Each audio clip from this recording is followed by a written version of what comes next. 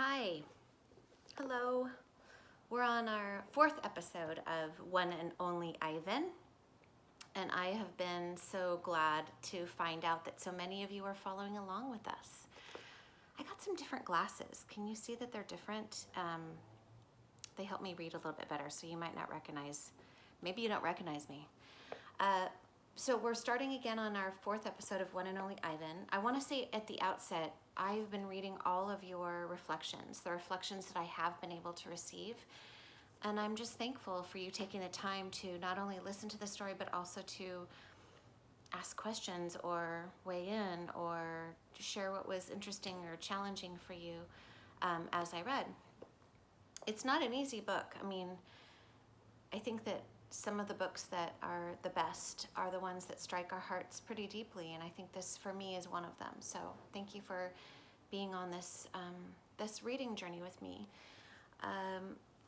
I'll just say here quickly, and I will absolutely clarify on Google Classroom that the for Miss Wick's class, maybe not Miss Daniels or Miss LaFour's class, we've had a few challenges with the reading response page.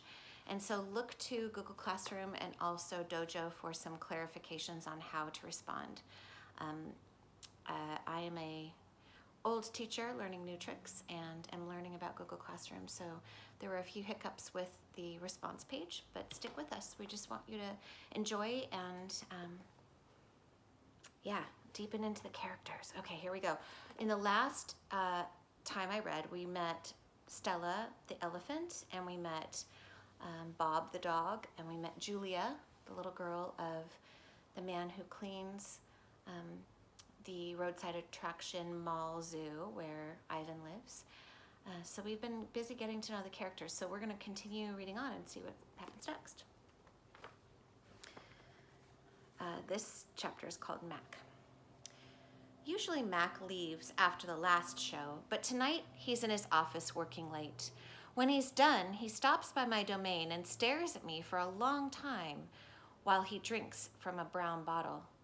George joins him, broom in hand, and Mac says the things he always says. How about that game last night? And business has been slow, but it'll get better, you'll see, and don't forget to empty the trash. Mac glances over at the picture of Julia as drawing. What are you making? He asks. It's for my mom, Julia says. It's a flying dog. She holds up her drawing, eyeing it critically. She likes airplanes and dogs. Mac murmurs, sounding unconvinced. He looks at George.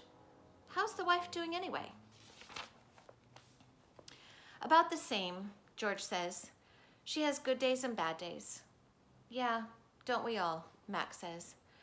Mac starts to leave, then pauses. He reaches into his pocket and pulls out a crumpled green bill and presses it into George's hand. Here, Mac says with a shrug. Buy the kids some more crayons. Mac is already out the door before George can yell, Thanks. Not sleepy. Stella, I say after Julia and her father go home. I can't sleep. Of course you can, she says. You're the king of sleepers. Shh, Bob says from his perch on my belly. I'm dreaming about chili fries. I'm tired, I say, but I'm not sleepy. What are you tired of? Stella asks. I think for a while. It's been hard to put into words. Gorillas are not complainers. We're dreamers, poets, philosophers, and nap takers. I don't know exactly. I kick at my tire swing. I think I may be a little tired of my domain. Maybe we're feeling like that right now, a little tired of our domains as we're being asked to stay home for a very important reason. That's because it's a cage, Bob tells me. Bob is not always tactful. Tactful means being polite or saying things in a way that's agreeable. I know, Stella says. It's a very small domain, and you're a very big gorilla, Bob adds. Stella, I ask. Yes? I noticed you were limping more than usual today. Is your leg bothering you? Just a little, Stella answers. I sigh. Bob resettles. His ears flick. He drools a bit, but I don't mind. I'm used to it. Try eating something, Stella says. That always makes you happy. I eat an old brown carrot. It doesn't help, but I don't tell Stella. She needs to sleep.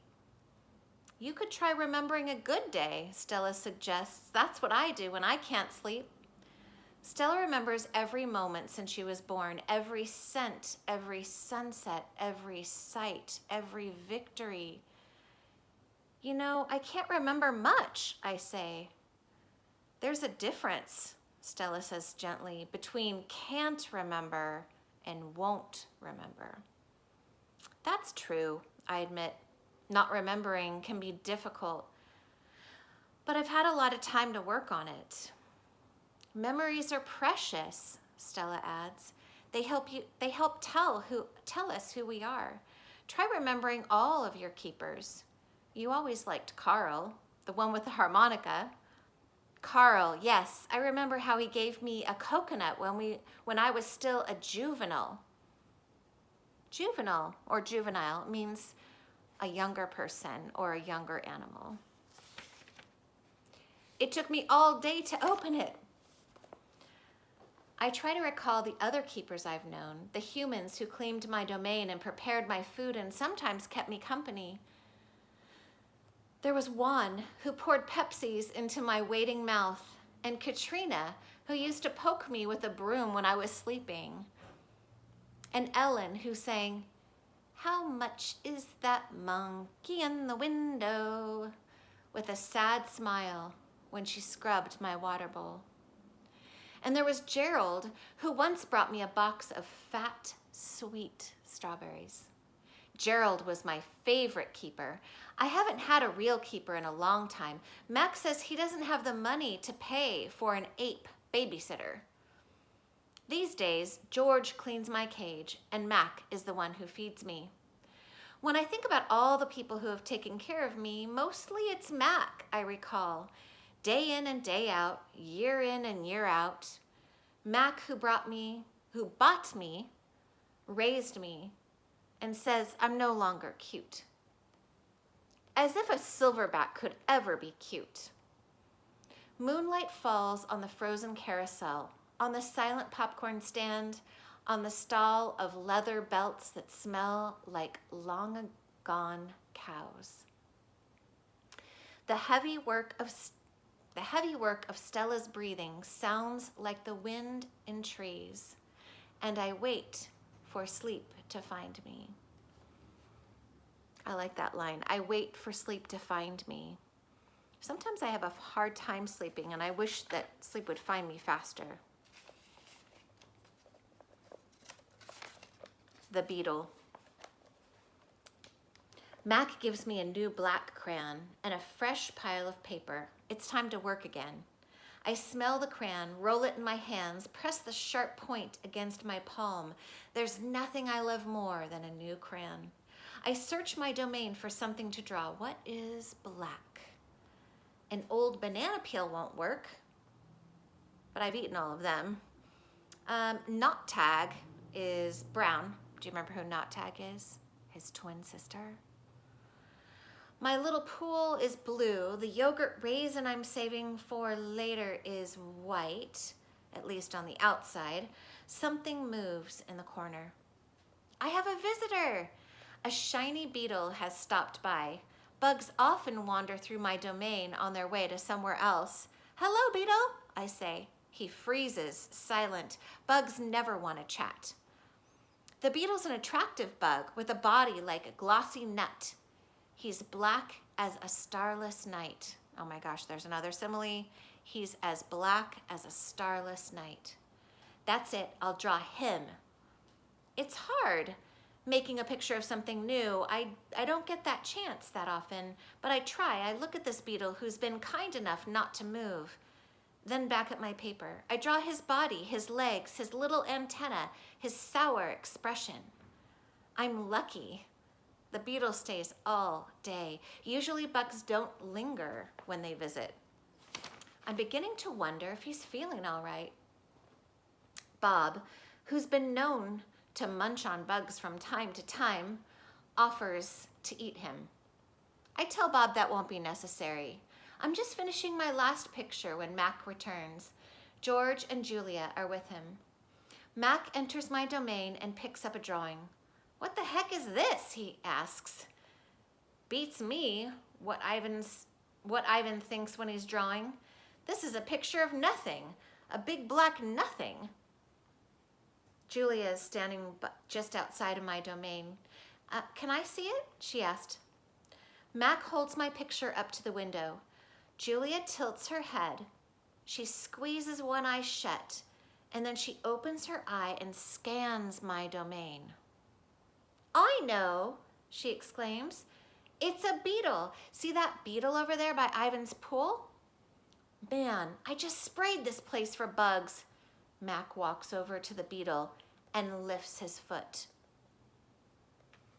I think the kids in my homeroom and probably Miss Gerald's room would know what I would do in this moment. Before Mac can stomp, the beetle skitters away, disappearing through a crack in the wall. Mac turns back to my drawings. So you figure this is a beetle, huh? If you say so, kid. Oh, that's a beetle for sure, Julia said, smiling at me. I know a beetle when I see one. It's nice, I think, having a fellow artist around. Change. Stella is the first one to notice the change, but soon we all feel it. A new animal is coming to the Big Top Mall. How do we know this? Because we listen, we watch, and most of all, we sniff the air. Humans always smell odd, when change is in the air.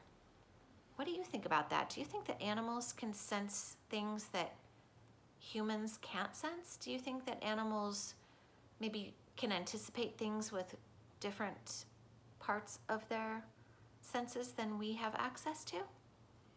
I think so. Humans always smell odd when change is in the air, like rotten meat with a hint of papaya.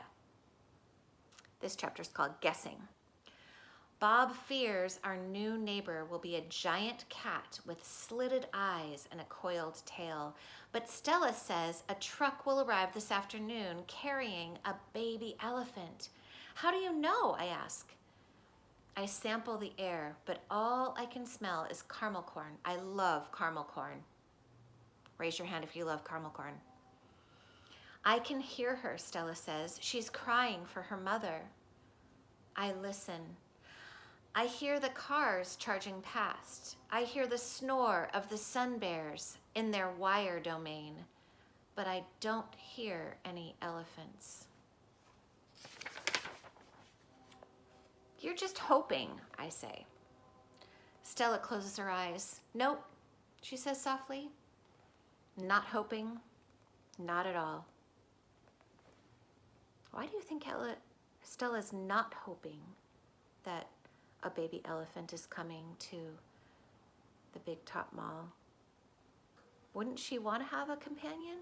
Why do you think she's hoping not to have a companion? Jumbo.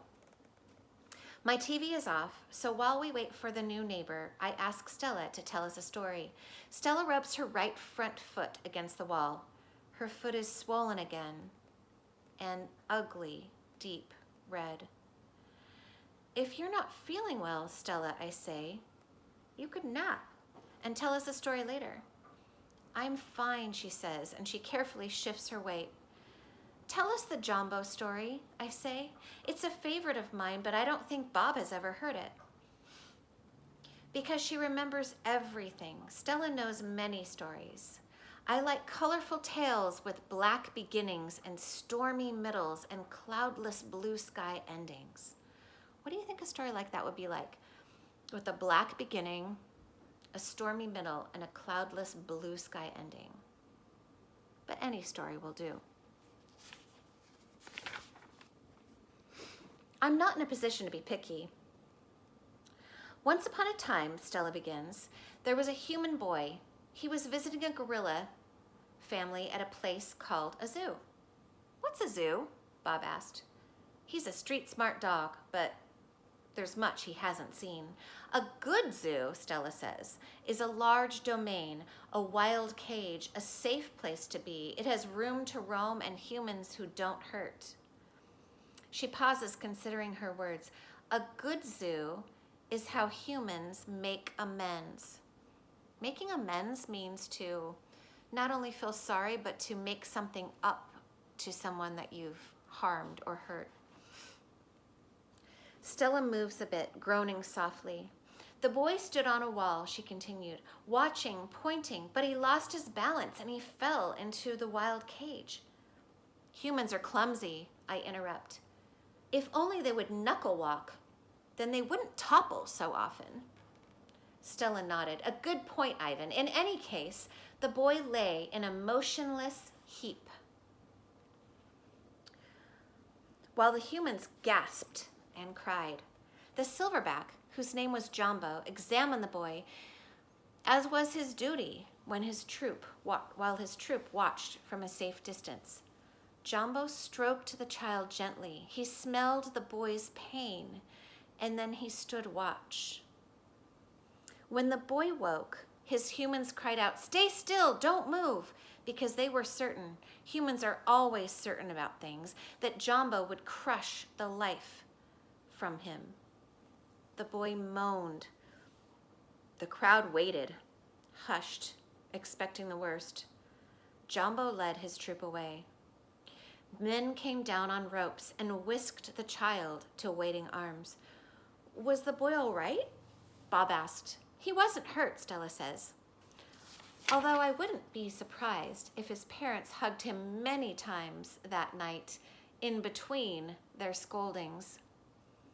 Bob, who had been chewing on his tail, pauses, tilting his head. Is that a true story?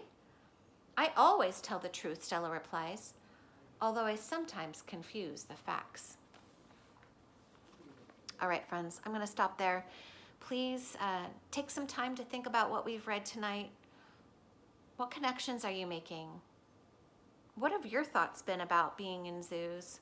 What do you think the animals are experiencing? What do you think when you listen to a story that's told from an animal's perspective? Does that change the way that you think about animals and how they experience this life that we're sharing on Earth? Those are just some of my thoughts. Okay, that's episode 4. I'll come back with more.